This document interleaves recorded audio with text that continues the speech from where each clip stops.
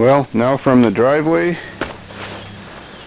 past this old Chrysler pig to the garage to see what's in store for the next old start. A 1967 Cadillac. Alright, there was a couple spark plugs out of this thing, so I hope the cylinders aren't all rusty and seized. I got my slave labor Ole, who always was a slave for me, putting those back in since he's not good for much else. This car is actually in good shape, but the cheap guy decided that fuel prices got too expensive, so he bought himself a brand new Pinto. And no, he bought the Chrysler after this. He bought the Chrysler? Oh, then he bought a Pinto after the Chrysler? What did he buy? Yeah. We bought a Pinto after a Chrysler. Actually, this car was my mom's first car back in 1970 or so. When she came to Canada from Ukraine? Before that. My grandfather gave this car to my mom as a birthday present or a graduation present or something, and she drove it, and then they got married in, and I was driven home from the hospital in this car. Oh my God. Well, let's check out. It's actually in good shape. It's a convertible. Oh my God.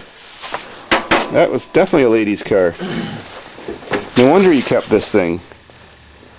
Convertible 67 Cadillac.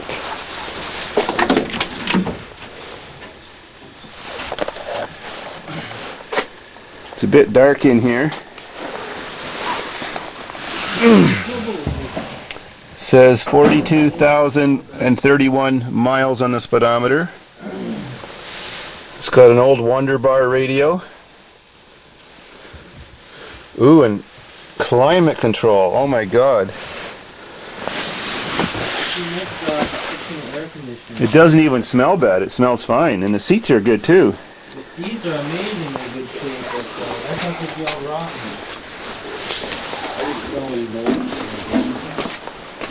Well, let's read the license plate and see when the last time this thing was started and on the road.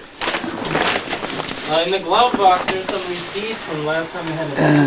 It says 1978 on the sticker. You could write your name in the dust on this thing. The top looks in good shape, as he's kept it covered. It's a new top. Oh, it's a new top. The cover's a new top. Oh, it looks like he used his old top as the cover for the new top. No, Yeah, new top, the cover he did. Look at that.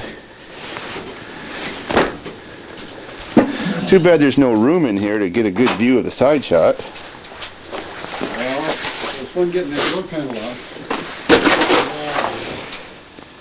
She's pretty straight. The new top's shitty though. The guy painted over all the stickers and everything. All the tires look fucked. Oh man, they are so flat and cracked. Oh, and there's another flat and cracked. That's a bias ply too. This thing's still got the bias ply tires on it. You can't find those if you want them. You don't want to find them. You don't want to find them. No, the guys like putting the bias plies on their... The ancient air cleaner.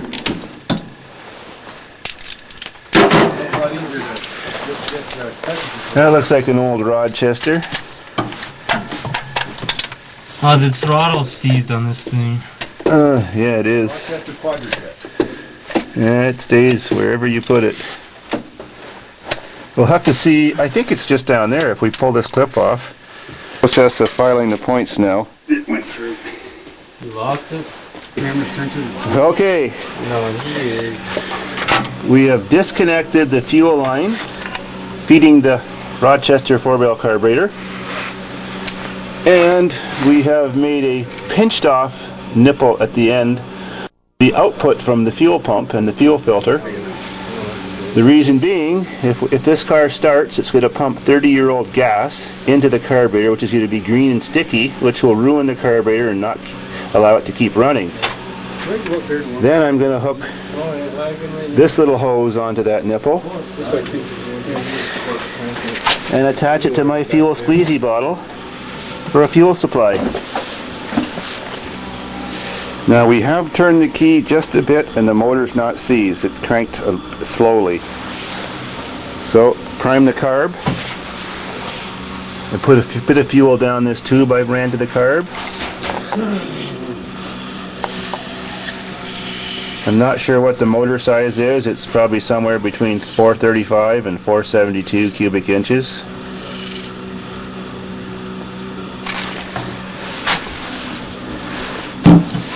Alright. Okay, we finally got some junk cleared out of the way. You can definitely tell this guy was Ukrainian. Or is that Russian? The Ukrainian sticker on the back window. Oh, let's see that. Oh yeah. Wipe it off so you can see. Get in there and pump it. Okay, here we go for our big first test if our batteries are strong enough after trying to crank that piece of shit Chrysler.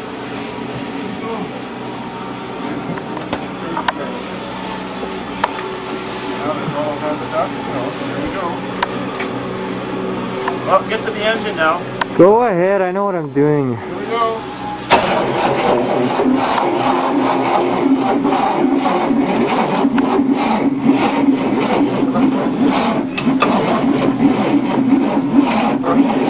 Hold on, hold on.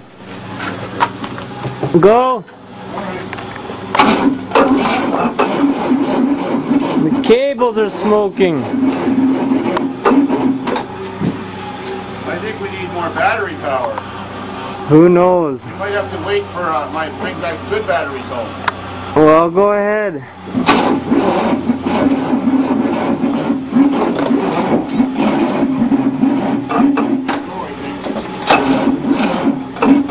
Something's smoking. Stop.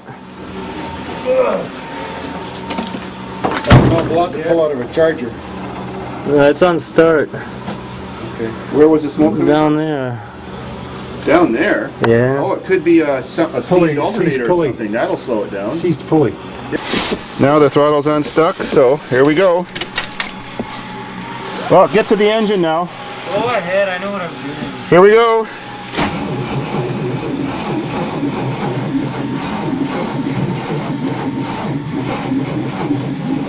She's tight.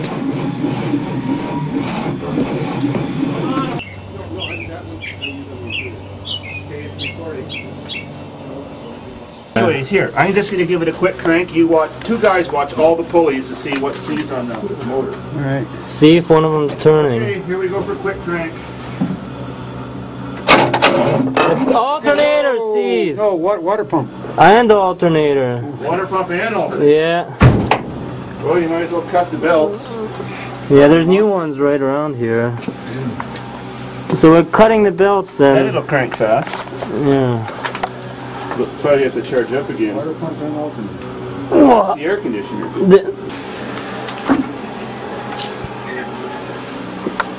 It's funny to see me standing around when we're doing an engine job, eh? Yeah, that's what you always do. You just stand around and boss people around. I was your boss for long enough. Okay, give it a crank just to see if that water pump will actually turn. Try to.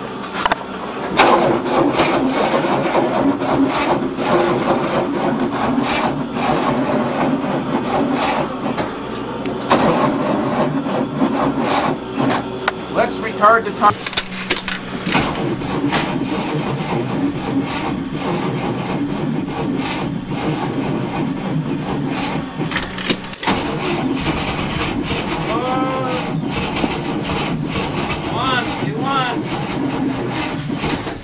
Timing and readjust those points. Oh, you think you fucked up the timing, huh?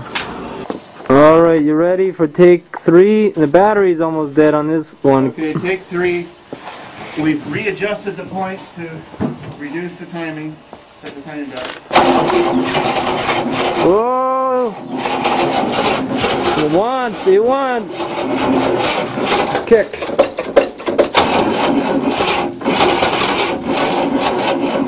We need stronger batteries. It did kick. Oh, I put it on boost, hold on. Give it another squirt of gas on both sides of the car. Go ahead. The left side. I smell exhaust. It wants to live.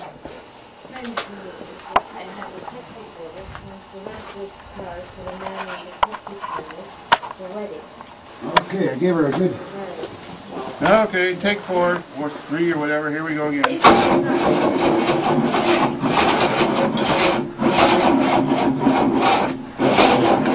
I think the batteries are